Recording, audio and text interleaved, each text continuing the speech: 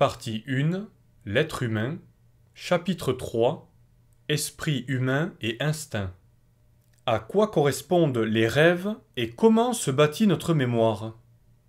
Sous l'effet du stress ou des joies, les connexions neuronales utilisées sur l'instant sont marquées par des traceurs chimiques.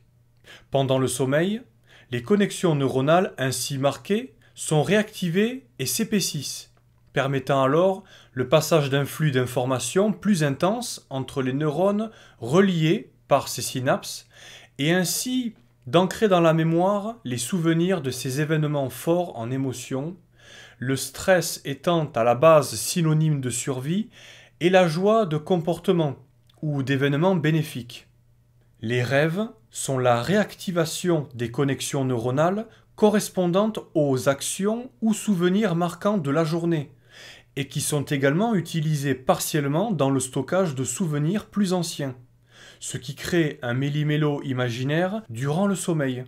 Par exemple, un homme croisant une belle femme à robe rouge, dont il est tombé amoureux, pourra peut-être voir dans un rêve cette même femme conduire une Ferrari rouge, cette dernière étant déjà stockée dans les parages des connexions neuronales ayant été utilisées lors de la rencontre de cette femme. C'est ainsi que nous fixons mieux les souvenirs dans le stress ou la joie.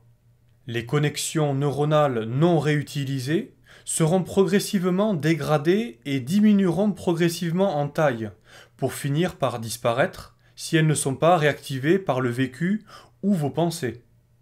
La mémoire élimine l'inutile pour ne stocker que ce qui vous permet de survivre. Comment fonctionne notre mémoire ?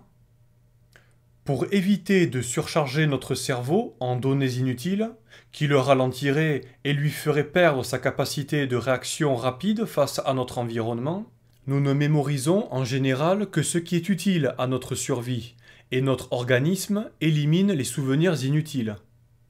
Le principe de formation et de gestion de notre mémoire est beaucoup plus simple qu'il n'y paraît.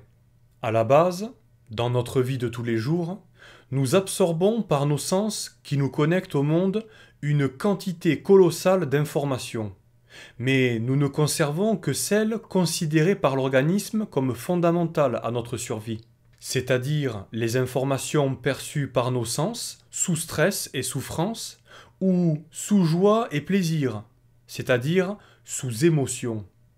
Le stress et la souffrance correspondant à un événement dangereux auquel nous avons survécu. La joie et le plaisir correspondant à des événements apportant un plus au niveau de la survie, que ce soit un apport calorique, une relation socialisante protectrice, ou encore un événement lié à la reproduction et à la transmission de la vie. Ainsi, tous ces événements vécus sous émotion, grâce aux décharges chimiques de neurotransmetteurs et de molécules de marquage synaptique qui les accompagnent, permettront pendant le sommeil de l'individu de réactiver les connexions neuronales ayant enregistré les informations. En effet, pendant le sommeil, le corps libéré de ses fonctions locomotrices énergivores réactivera plus facilement les neurones stimulés pendant la journée sous émotion, grâce à des traceurs moléculaires ayant marqué les connexions neuronales utilisées. C'est ce qui correspond le plus souvent à nos rêves, qui sont la réactivation de ces connexions neuronales. Cette réactivation nocturne des réseaux neuronaux stimulés pendant la journée a pour fonction de consolider et d'épaissir les connexions neuronales en les réactivant, et ainsi de consolider la mémoire et de créer des réflexes conditionnés et des actions automatiques permettant dans l'avenir de réagir encore plus rapidement pour échapper à un danger ou sauter sur une opportunité. Mais la consolidation et la restructuration de notre mémoire ne s'arrêtent pas là. L'organisme doit aussi éliminer les connexions neuronales peu utilisées, c'est-à-dire éliminer les souvenirs inutiles ne servant plus à la survie de l'individu. Les événements marquants et les pensées sous émotion ont la particularité de stimuler et de marquer les connexions neuronales dans le but de les réactiver pendant le sommeil et de les épaissir pour ancrer la mémoire, mais aussi par les traceurs chimiques qui accompagnent les stimulations des connexions neuronales sous émotion, de protéger ces mêmes connexions neuronales de notre organisme qui est programmé pour dégrader chimiquement les connexions neuronales peu utilisées. Le sommeil a donc pour fonction de consolider la mémoire utile en épaississant les connexions neuronales utilisées pendant l'état de veille, mais aussi de détruire les connexions neuronales peu stimulées.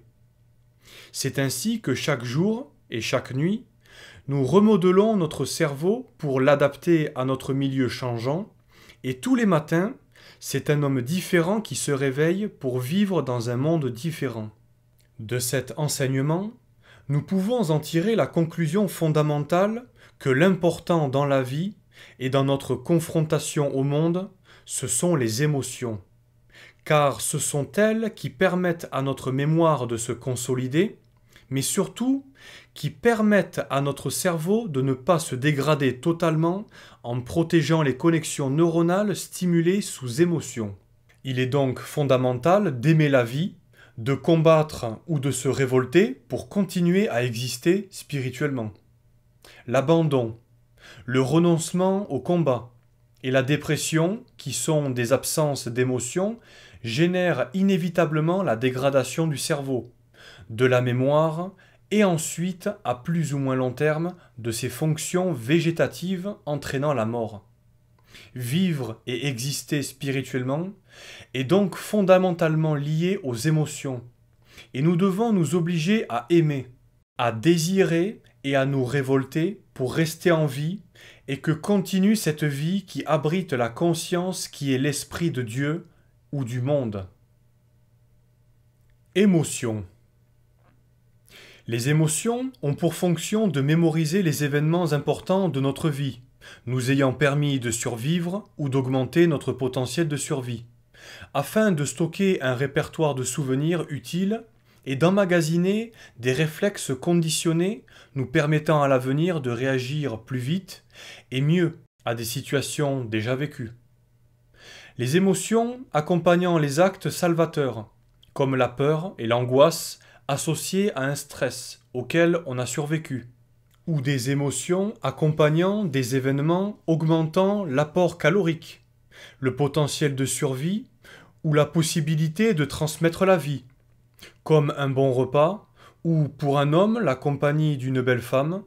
Ces émotions permettent de fixer dans notre mémoire les souvenirs et les actions qui les accompagnent, alors qu'à l'inverse, les événements vécus sans émotion ont en général peu d'incidence sur notre vie et ne se fixent pas à long terme dans notre mémoire.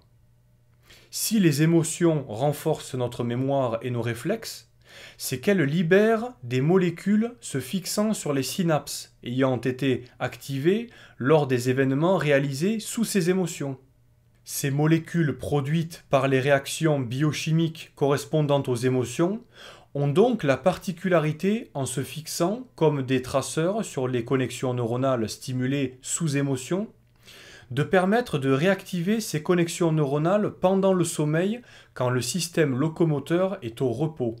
Cette réactivation pendant le sommeil des connexions neuronales stimulées sous émotion a pour fonction d'épaissir les liaisons synaptiques, permettant par la suite d'y faire transiter le plus vite l'information électrochimique entre les neurones et de créer ainsi des pensées automatiques et des réflexes permettant par la suite de réagir plus vite à certains stimuli du milieu.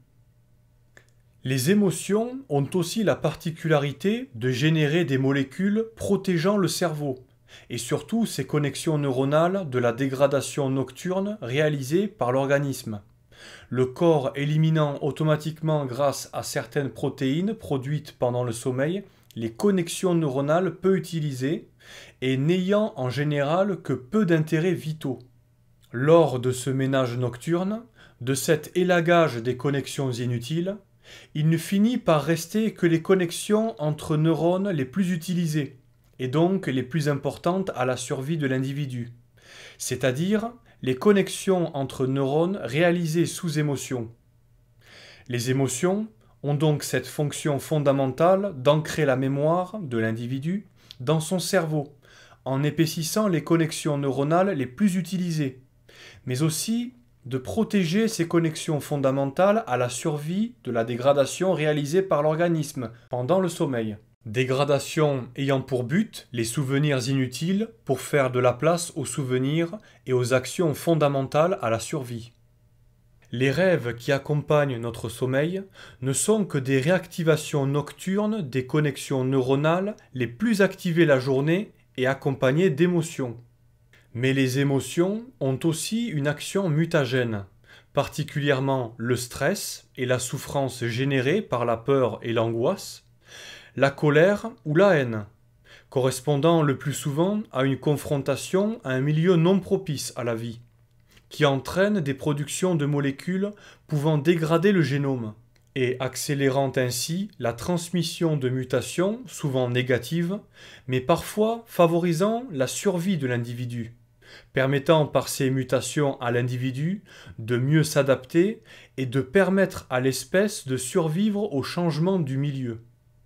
Pour finir, les émotions vécues sous stress, par les molécules qui les accompagnent, favorisent la réactivation de certains gènes dormants, gènes pouvant alors s'exprimer pour permettre à l'espèce de s'adapter à un changement de milieu, rappelant un milieu déjà rencontré par l'espèce au cours de son évolution et auquel le gène dormant était adapté.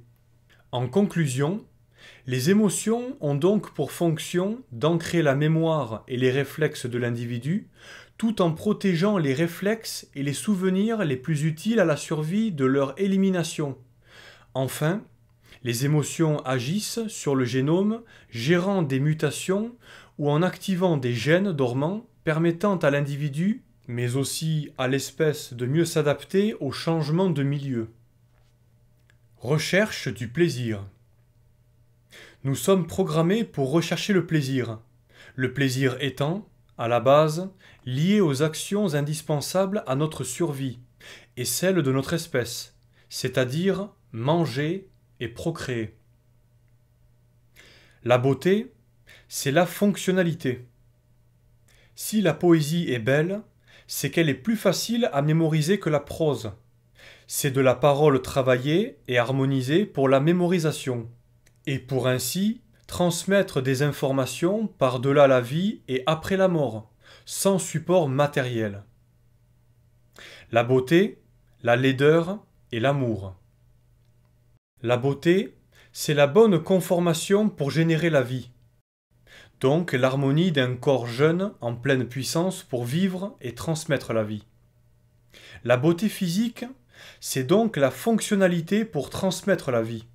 Un corps difforme et vieillissant est laid, car il s'éloigne de la vie et se rapproche de la mort. Mais la beauté d'un esprit, sa grandeur par l'amour qu'il dégage, peut transcender toutes les laideurs du corps. Sur le goût. Nous ne sommes pas initialement attirés par les aliments car ils ont bon goût. Nous avons tout simplement été sélectionnés pour aimer et rechercher ce qui nous fait survivre. Pourquoi je ris? Pourquoi je pleure? Les rires et les pleurs, associés à des émotions, sont des comportements typiquement humains. Mais d'où viennent-ils? Comment sont-ils apparus dans l'évolution humaine pour faciliter la communication des individus? Pour comprendre les causes profondes de ces comportements, il faut étudier l'évolution de notre espèce et nos particularités morphologiques et physiologiques qui nous sont propres. Bien que nous pleurons parfois de joie, les pleurs sont le plus souvent associés à la tristesse et à la souffrance. Et peu d'animaux tristes et souffrants pleurent, c'est-à-dire évacuent par leurs glandes lacrymales du liquide. Pourquoi l'homme pleure-t-il? Tout simplement car c'est un animal d'une extrême complexité sociale, dont le cerveau est l'outil principal pour affronter le monde, et qui naît donc avec un corps atrophié pas encore fonctionnel pour la locomotion. L'énergie fournie par la mère pendant le développement fœtal ayant été en grande partie utilisée dans le développement cérébral. Cette priorité dans le développement fœtal fait que nos petits humains naissent inachevés, de gros cerveaux vierges pour se remplir de connexions neuronales pendant l'éducation complexe humaine, un corps atrophié, mais un système digestif parfaitement opérationnel pour digérer le lait donné par la maman et terminer leur développement. Dans les premiers temps, le petit humain capable de se mouvoir correctement ne peut que manger et déféquer. Il doit donc, pour réaliser sa croissance normale, avertir sa mère d'une façon automatique quand il se sent déshydraté et qu'il a faim. Manger et boire étant dans les premiers temps de la vie réalisé en même temps pendant l'allaitement. Pour avertir sa mère, pour pouvoir manger et boire régulièrement afin d'avoir sa dose d'énergie, d'eau, de minéraux et de micronutriments essentiels à sa croissance. Le petit homme est obligé de crier, de s'époumoner. Il hurle, donc tant et si bien qu'il risquerait à la longue de dessécher les muqueuses de sa bouche, de sa gorge et de son nez, et de les léser, entraînant des risques de prolifération bactérienne et d'infection si les pleurs n'intervenaient pas pour réhydrater les muqueuses, car les canaux lacrymaux reliés aux glandes lacrymales communiquent des yeux au nez, et le nez débouche vers les voies aériennes inférieures, l'arrière-gorge et la trachée. Les bébés crient donc pour avertir les mamans lorsqu'ils se sentent mal, principalement lorsqu'ils se sentent déshydratés, et pleurent pour réhydrater toutes les muqueuses asséchées par les cris. Ce comportement d'appel à l'aide de nos tout-petits est génétiquement inscrit en nous tous, et se conserve donc à l'âge adulte. Et bien que nous soyons devenus indépendants pour nous alimenter, les pleurs sont un moyen efficace instinctif de demander de l'aide. En générant chez ceux qui assistent à l'excrétion des larmes des pulsions d'assistance, afin de venir en aide aux pleurs comme on aiderait un bébé. Le rire, quant à lui, si étrange que cela puisse paraître, a un rapport très étroit avec la peur et le danger, et découle d'une mise en état d'alerte qui se trouve immédiatement interrompue. Lors d'une situation dangereuse perçue par nos sens, le corps sécrète des hormones et des neurotransmetteurs, dont le but est d'augmenter les capacités de réaction de l'organisme. Ces substances, comme l'adrénaline, qui boostent l'organisme, peuvent, si l'état d'alerte et le stress se prolongent, dégrader les muscles et le système cardiovasculaire tout en épuisant le système nerveux. C'est pour cela que lorsque nos sens nous avertissent de la fin du danger, l'organisme se met automatiquement à produire des substances pour relaxer l'organisme, calmer le système nerveux et permettre ainsi à l'individu de se régénérer suite à ce stress destructeur. Les principales substances sécrétées après un stress sont les endorphines, un ensemble de molécules dont les effets calmants, relaxants et euphorisants permettent à l'organisme de récupérer. Le rire est donc lié à la sécrétion de ces molécules calmantes, relaxantes et euphorisantes, car la cause profonde du rire est due le plus souvent à une mise en alerte de l'organisme si courte que les molécules du stress n'ont pas le temps d'être sécrétées, mais paradoxalement, en réaction à la fin brutale de l'alerte, le corps sécrète automatiquement des molécules calmantes et euphorisantes dont les effets se font sentir dans la bonne rigolade. Le paradoxe de la blague de la peau de banane sur laquelle glisse malencontreusement un pauvre type, qui se relève sans blessure grave, est à vrai dire une situation dramatique qui tourne bien, et dont le stress trop court qu'elle provoque n'a pas le temps de dégrader l'organisme, mais dont la sécrétion post-stress, calmante d'endorphines, est nettement perceptible par l'état d'euphorie que la situation procure. Que cette situation burlesque soit racontée, vécue comme victime ou comme témoin, c'est toujours le même stress court, consécutif à une situation qui aurait pu être dramatique, et qui se termine bien, qui génère en nous ce rire typiquement humain. Le ha ha ha ha n'est d'autre qu'un cri d'alerte, le célèbre ha ha de terreur qui est étouffé dès son comportement par la perception de la fin de la situation dangereuse et qui est ensuite répété inconsciemment d'une façon brève et rythmique pour indiquer l'absence de danger, le tout ressenti sous calmant et euphorisant produit par l'organisme suite au bref stress. La fuite, le combat et l'effroi. Face aux situations de danger imminent et d'agression, les hommes ne réagissent pas de la même façon, et cette différence est encore plus marquée entre les sexes.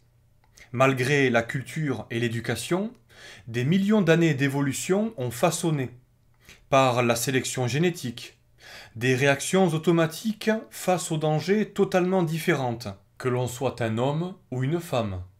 L'acquis de la bipédie, suivi de notre entrée en savane, a profondément changé la structure sociale de notre ancêtre et leur réaction face aux dangers.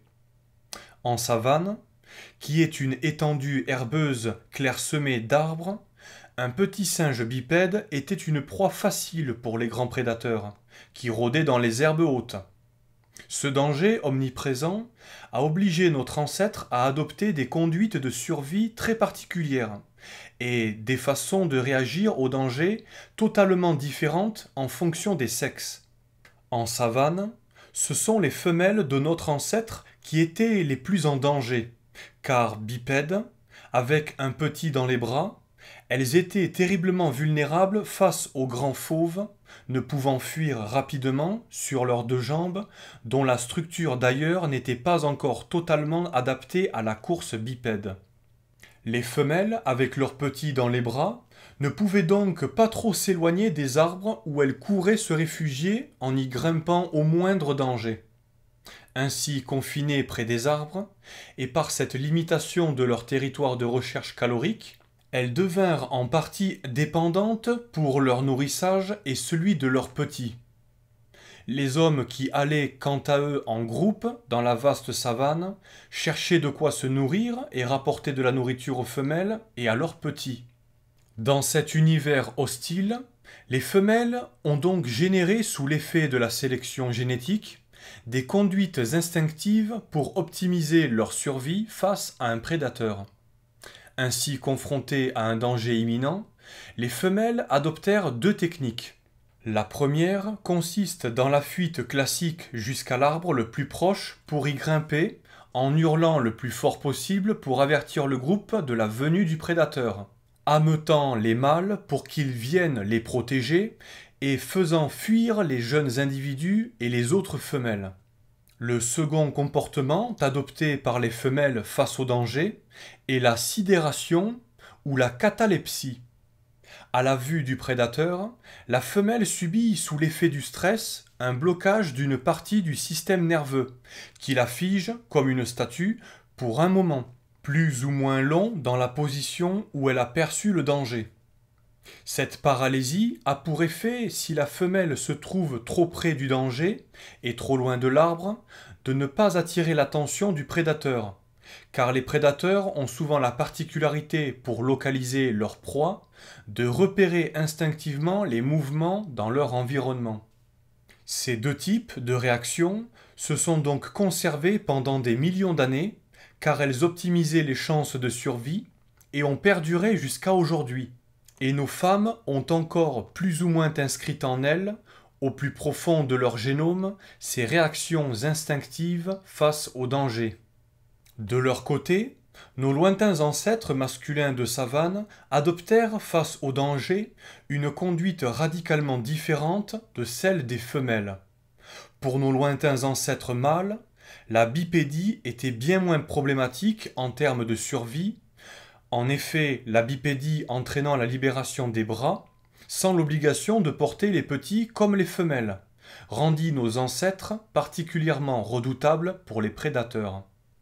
Les mâles pouvaient donc en groupe, pendant que les femelles restaient près des arbres avec les petits, partir dans la vaste savane pour aller chercher de quoi se nourrir et rapporter aux femelles et aux petits de quoi survivre. C'est là que la libération des bras de la locomotion apporta au mâle un avantage énorme, celui de pouvoir partir armé à la quête calorique, le bras prolongé d'un bâton qui devenait un outil redoutable pour chasser, mais surtout pour asséner de violents coups de haut en bas, permettant de tuer de petites proies, mais aussi de blesser les prédateurs. De même, la possibilité de lancer des cailloux, même maladroitement, augmentait leur dangerosité face aux fauves. Et même un lion confronté à un groupe de petits singes bipèdes armés de bâtons et jetant des pierres anarchiquement, devait souvent éviter de les attaquer pour ne pas subir de blessures limitant ses capacités de survie. Notre ancêtre mâle adoptèrent donc, par sélection génétique, un comportement grégaire et agressif face au danger, attaquant en groupe armé de bâtons et de pierres pour repousser tous les prédateurs qui s'approchaient trop près d'eux. Ce comportement agressif, qui fut utile pour préserver le territoire, les femelles, sa propre vie et conquérir des espaces caloriques, est le propre de l'homme, du mâle, et les nombreuses rixes entre garçons, les sports d'équipe aux contacts brutaux, les sports de combat, et toutes les guerres ne sont que le prolongement dans le temps de cette programmation masculine de défense et d'attaque face au danger. Si les femmes sont capables d'effectuer des métiers d'hommes, comme les hommes sont capables d'effectuer des métiers de femmes, il est tout de suite important dans l'attribution des postes de prendre en compte nos programmations génétiques. La propension pour les hommes d'attaquer quand ils se sentent en danger, comme la tendance pour les femmes de fuir et de hurler quand elles se sentent menacées, ou d'être tétanisées par le danger, incite donc à ne pas placer n'importe qui dans n'importe quelle fonction professionnelle. Et une policière, embauchée pour répondre à une demande politique de quotas féminins dans une profession, peut être particulièrement dangereuse pour elle-même ainsi que pour ses collègues, si face à un criminel elle se met à hurler, à fuir ou à être tétanisée par la peur. Pourquoi a-t-on peur de la mort ? Tout simplement parce que c'est une programmation génétique qui nous pousse à fuir le danger pouvant entraîner la mort. Mort presque toujours accompagnée de souffrance, souffrance que l'homme fuit pour ainsi rester en vie et transmettre la vie. Si nous n'avions pas peur de la mort, beaucoup se suicideraient pour éviter les problèmes existentiels et la souffrance, ou pour jouir à fond de l'existence, n'hésiteraient pas à prendre des risques mortels, et l'humanité disparaîtrait doucement. Pourquoi avons-nous peur du noir ? Des gens m'ont posé la question sur les peurs, notamment « Pourquoi avons-nous peur du noir ?» Cela revient souvent. Tout le monde se souvient de son enfance, quand nous étions terrorisés par le noir. Nous avions peur de la nuit, peur des fantômes qui se cachaient sous les lits, peur de trouver des monstres dans des recoins sombres. Quand arrivait l'heure de se coucher, il était souvent difficile de s'endormir. La maman venait chanter des berceuses à côté des enfants et, personnellement, je me souviens que le moment de l'endormissement était un moment assez pénible. Dans les films d'horreur, souvent l'histoire se passe la nuit, et quand celle-ci arrive, elle devient terrifiante avec des monstres des ténèbres. Alors pourquoi avons-nous peur des ténèbres, du noir et de la nuit ? Une peur très marquée chez les petits-enfants. Pendant des millions d'années, nous étions des singes bipèdes diurnes de savane. Les prédateurs, des grands fauves, sortaient la nuit, à la pénombre ou au petit matin. C'est ainsi que, pour les éviter, nous nous sommes spécialisés dans les déplacements bipèdes en plein midi, l'heure où les fauves se reposaient à l'ombre. Nous avons donc développé un système de thermorégulation hyper efficace pour nous déplacer sous le soleil de midi, avec perte des poils et microsudations importantes par la peau, la transpiration évacuant de ce fait pendant nos déplacements l'excédent de chaleur, nous évitant ainsi de monter en surchauffe quand les autres animaux, à l'ombre, s'abritaient du soleil. Mais quand la nuit revenait, nous redevenions vulnérables et devions trouver un abri sûr, un arbre dans lequel monter pour se protéger. La nuit est donc devenue dans notre inconscient collectif, dans la mémoire génétique de notre lignée, inscrit au plus profond de notre ADN, un synonyme de peur, de danger. Nous continuons à avoir peur des monstres qui hantent la pénombre, des fantômes qui se cachent sous les lits, toutes ces choses terribles qui ne sont qu'une réminiscence ancestrale des souvenirs génétiquement gravés en nous, souvenirs des fauves qui rôdaient au bas des arbres dans lesquels notre ancêtre se réfugiait. Plus profond encore, les rêves de chute, si fréquents dans notre jeunesse, qui nous réveillent en sursaut. Ces rêves de chute vertigineuses ne sont que des avertissements et des remises à l'ordre pour nous réveiller et nous replacer correctement sur la branche et ne pas tomber. Bien sûr, la branche et le risque de chute n'existent plus. Mais nous avons encore en nous cette vieille peur et ces réflexes qui ont contribué à la survie de notre espèce pendant des millions d'années. Quand votre enfant, terrorisé par le noir, vous appellera la nuit, vous comprendrez qu'il a en lui la mémoire de notre lignée, qu'il a en lui les peurs de notre ancêtre, et que c'est pour cela qu'il est inconsciemment effrayé par ce noir qu'il ne maîtrise pas. Ce noir d'où renaissent les monstres du bas des arbres qui pouvaient nous dévorer. Comprendre l'animalité qui est au fond de nous éclaire sur le fait que nos peurs ne sont pas sans raison et qu'elles ont une cause profonde inscrite dans notre ADN. Il s'agit là d'une empreinte génétique importante, liée à notre entrée en savane.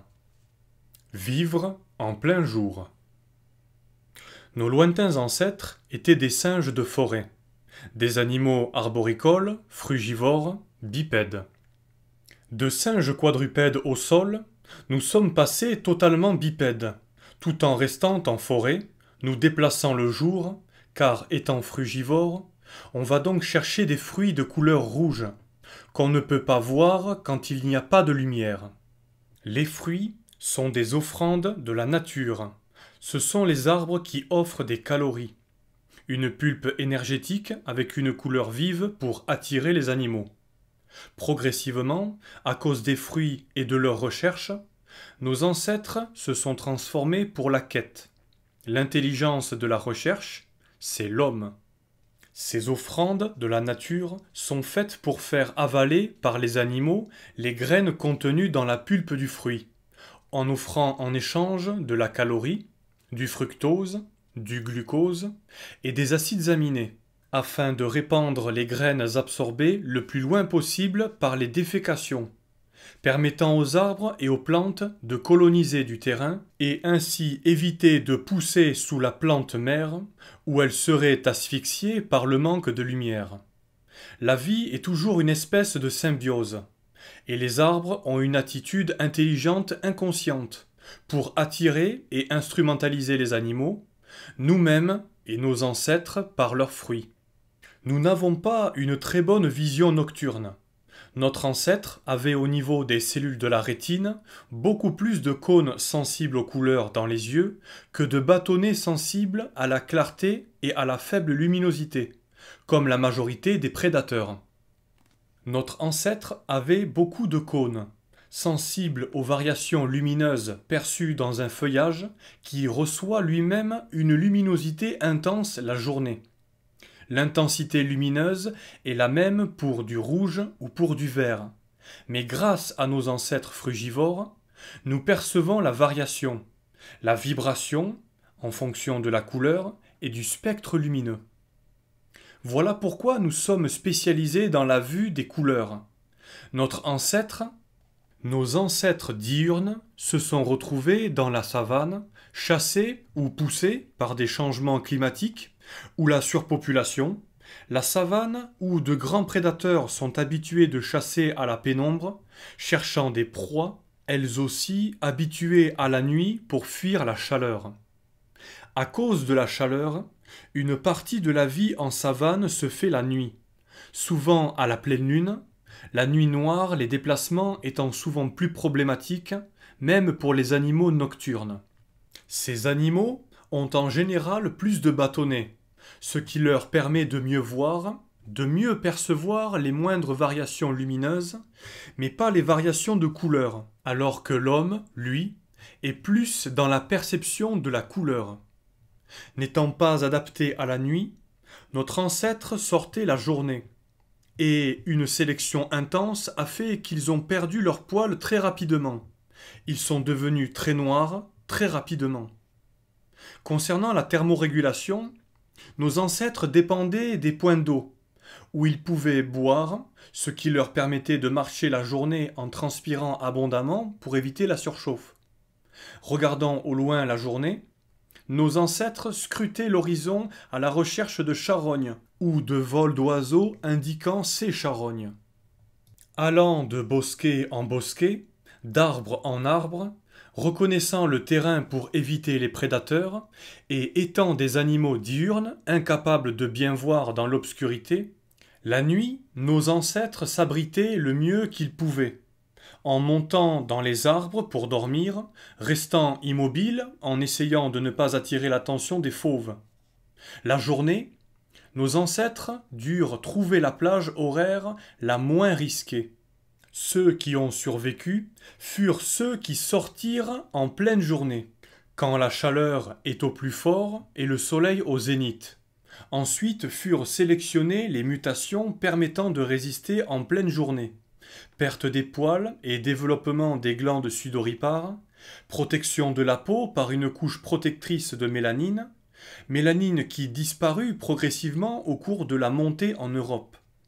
Nous nous sommes mis à marcher de manière économique des kilomètres pour aller d'arbre en arbre, développant ainsi ce système de transpiration si efficace pour éviter de monter en surchauffe en évacuant l'excès de chaleur vers le milieu externe par évaporation de la sueur, transmettant l'agitation moléculaire des tissus au milieu par le principe d'homéostasie. Les félins, les fauves, les chiens sauvages, les hyènes ont une ouïe, un odorat très développé, et voient très bien la nuit. Les poils, les moustaches sur leur museau leur permettant de ne pas se cogner, pour ne pas se faire mal aux yeux. Donc, ils sont très sensibles et avancent tête basse pour renifler, un peu comme les chats. Ça leur permet de sentir s'il y a des arbres à droite ou à gauche. Ces animaux étaient très dangereux pour notre ancêtre, qui ne bougeaient pas la nuit de leurs arbres et s'endormaient terrorisés. C'est pour ça que pour nous, la nuit est encore un symbole de danger. Et quand vous verrez des petits enfants demandant de conserver une lumière avant de dormir, avec du recul et de la connaissance sur l'évolution, vous comprendrez qu'ils portent en eux les angoisses de notre lignée, de nos ancêtres. Voilà pourquoi nous avons peur du noir. Pourquoi machinalement prenons-nous l'habitude de nous placer au même endroit ?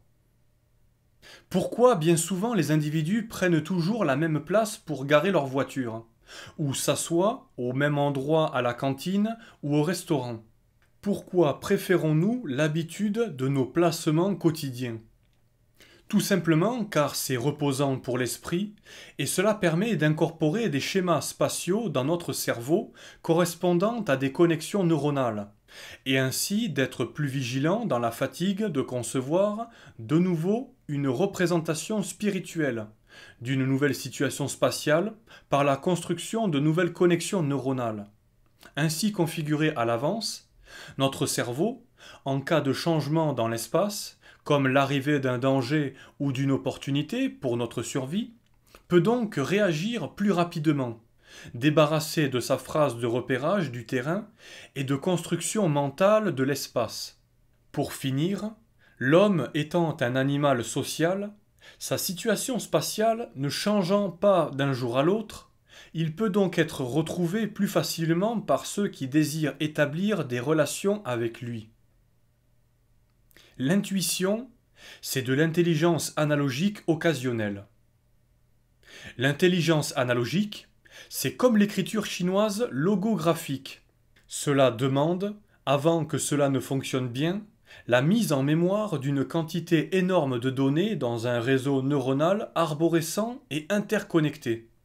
Ce type de mémoire est très long à installer, et peu de personnes ont la capacité d'accumuler autant de données et de les interconnecter.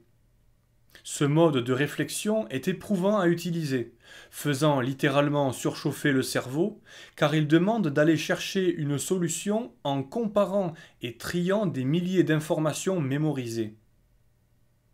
Intuition. Pour que fonctionne l'intuition, il faut dans un premier temps étudier, se confronter à l'existence, et ensuite laisser faire l'intuition qui se nourrit de l'étude et de l'expérience. Intelligence. L'intelligence est en rapport avec la nécessité. Qu'est-ce que l'intelligence? C'est la capacité d'analyse appliquée à sa survie et celle du groupe. Intelligence humaine. L'intelligence humaine, c'est cette capacité d'analyse donnée par le verbe au service de la survie et de la transmission de la vie. Qu'est-ce que l'intelligence? L'intelligence, telle que nous l'entendons, c'est la capacité d'analyse donnée par le verbe, par le langage complexe humain, au service de la survie de l'individu et d'un groupe.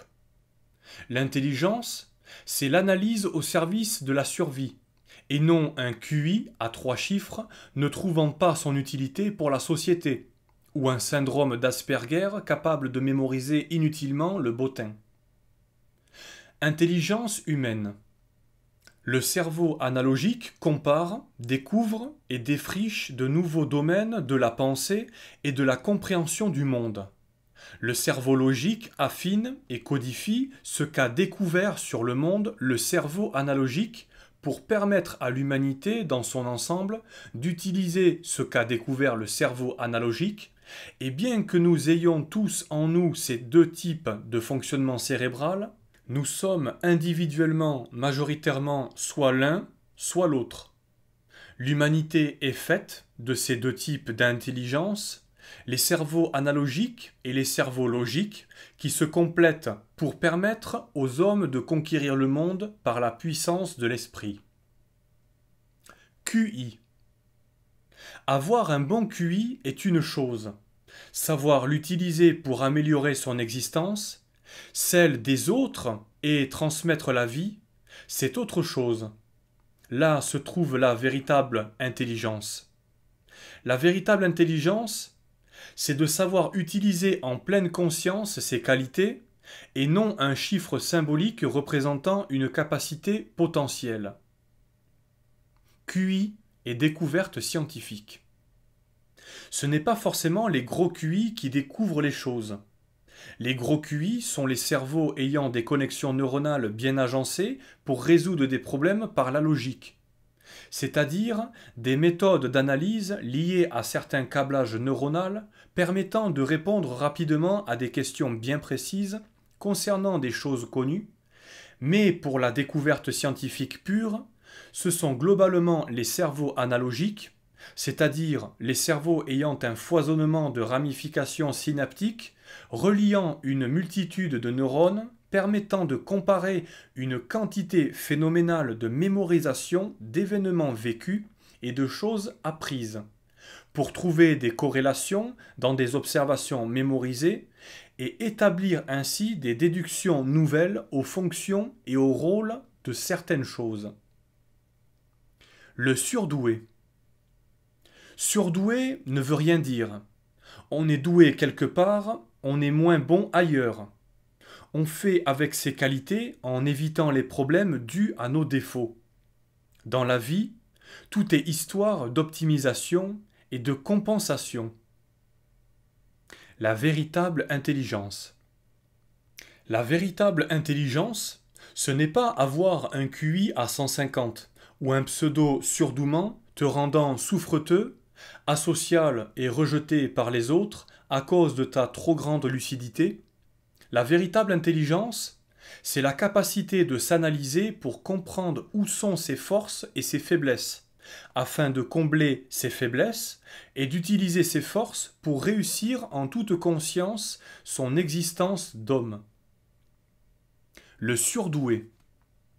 Un individu dit surdoué ne peut être considéré comme surdoué que si sa dotation intellectuelle hors norme, dans un domaine précis du fonctionnement du cerveau, est utile à sa survie et à la survie du groupe.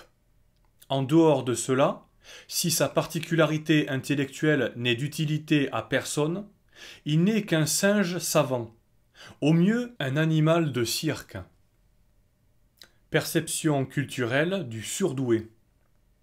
Chez les anglo-saxons, peuple méritocratique, on recherche et on sélectionne très tôt les surdoués pour les utiliser à leur plein potentiel dans le monde du travail et faire du fric avec. En France, pays de caste où on ne peut monter socialement que par le réseau ou le sexe, on pleure sur la différence du pauvre surdoué car son surdouement n'a d'aucun intérêt pour cette société de caste où la valeur du travail et du mérite est secondaire. Conseil aux surdoués chialeurs. Si tu penses avoir de grandes qualités intellectuelles, génétiques ou acquises, c'est-à-dire si tu es ce que les médias appellent un surdoué, eh bien, utilise-les pour essayer de réussir ta vie. Et sache que les autres, surtout en France, essayeront de t'écraser.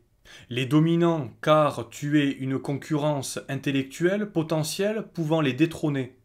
Les soumis et les médiocres, car ils savent que tu as de grandes chances de les dépasser et de leur prendre les bonnes places. Et tu seras de plus, à leurs yeux, par ta possible réussite, le miroir de leur échec. Alors oui, être doué ou surdoué, pour les idiots qui se gargarisent de définitions à la mode, c'est dur à vivre, et ça sera un combat. Mais il faut arrêter quand on se pense surdoué de chialer sur soi. Et bien comprendre que si la vie est dure pour le surdoué, qui au moins a des chances de s'en sortir par son potentiel intellectuel, la vie est encore plus dure pour les médiocres et les moyens qui ne pourront jamais améliorer leur existence et savent inconsciemment qu'ils sont condamnés à une vie d'esclave, à une vie de merde. Pensez. Certains pensent vite, mais peu. D'autres pensent lentement, mais tout le temps. L'important étant de penser utile. Réfléchir. Tout le monde ne réfléchit pas à la même vitesse. Certains pensent rapidement, d'autres lentement, mais penser vite ne veut pas dire penser loin. La vitesse de réflexion n'est pas toujours en rapport avec sa profondeur.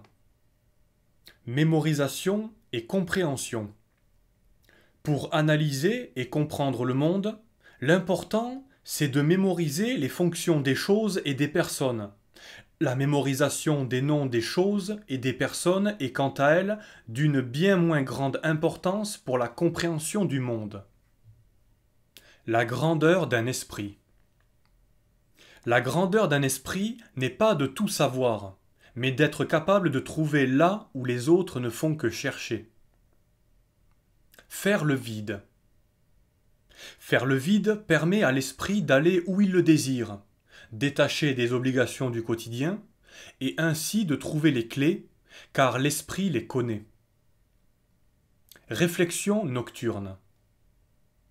Déconnecté de son état de vigilance monopolisant un grand nombre de neurones, l'esprit, la nuit, dans le corps immobile, en errant dans ses souvenirs, peut utiliser tout son potentiel d'analyse afin de répondre à ses interrogations existentielles et ainsi trouver des solutions pour survivre efficacement, quand il affrontera dans le corps en mouvement la réalité physique du monde. Il n'y a pas une intelligence, mais des formes d'intelligence. Les intelligences sont multiples. Des hommes capables de résoudre des équations extrêmement compliquées seront incapables de changer le pneu crevé de leur voiture. Tout dépend de bien des facteurs: perception spatiale, perception temporelle, capacité de mémoriser des données, mémoire analogique, ou encore la capacité d'apprendre par cœur des codes mathématiques ou des règles grammaticales bien particulières. Car sans la capacité d'analogie, elle ne générera que des reproducteurs faiseurs et non des créateurs découvreurs. L'intelligence est bien multiple. Intelligence complémentaire. Les deux principaux types d'intelligence que nous rencontrons chez un homme, l'intelligence logique et l'intelligence analogique, sont faits pour se compléter et faire progresser l'humanité dans son expansion et sa quête de connaissance. L'intelligence analogique explore, compare et découvre. L'intelligence logique confirme par la justesse de ses calculs ce qu'a découvert l'intelligence analogique par ses errances comparatives et exploite ses découvertes en les codifiant. Qu'est-ce que l'intelligence humaine? L'intelligence est assez dure à définir et à quantifier, car elle prend plusieurs formes, mais la plus humaine des formes que l'intelligence puisse prendre et qui permet à l'homme de conquérir le monde et de maîtriser son environnement, c'est de produire une analyse par le verbe pour préméditer des actions. Penser vite et analyser avec profondeur. C'est la capacité de maîtriser, par le langage, des notions de temps et de penser en mots, c'est-à-dire de compresser de la mémoire en sons qui permit à l'homme, par l'analyse et l'anticipation rapide apportées par ses progrès linguistiques, d'évincer la concurrence et de conquérir le monde. L'homme qui, par le verbe et les mots, pense vite, peut agir avant les autres et s'imposer parmi les hommes. L'homme qui, par le verbe et les mots, analyse avec profondeur le monde, peut préméditer à long terme ses actions afin de s'imposer parmi les hommes. L'intelligence de l'individu. Même si un gros cerveau est un avantage, c'est avant tout la richesse des connexions neuronales résultant de la confrontation au monde de l'individu et de son éducation qui font son intelligence et sa sociabilité. Le corps et l'esprit. Pour la communauté, l'individu le plus rare et le plus précieux, c'est le bon cerveau et les données qu'il contient pour servir le groupe. Des bras avec des petits cerveaux, on en trouvera toujours en quantité pour obéir et servir. L'intelligence. L'intelligence d'un homme n'est pas dans son niveau d'instruction, mais dans sa compréhension du fonctionnement du monde. Connaître les choses n'est pas comprendre les interactions des choses entre elles. Savoir détecter ses faiblesses et ses forces est la plus grande intelligence qu'un homme puisse avoir. Et c'est avec cette connaissance de lui-même qu'il pourra au mieux réaliser en pleine conscience son existence. Fin du chapitre 3. Esprit humain et instinct. Ce livre audio vous a été lu par Varchave.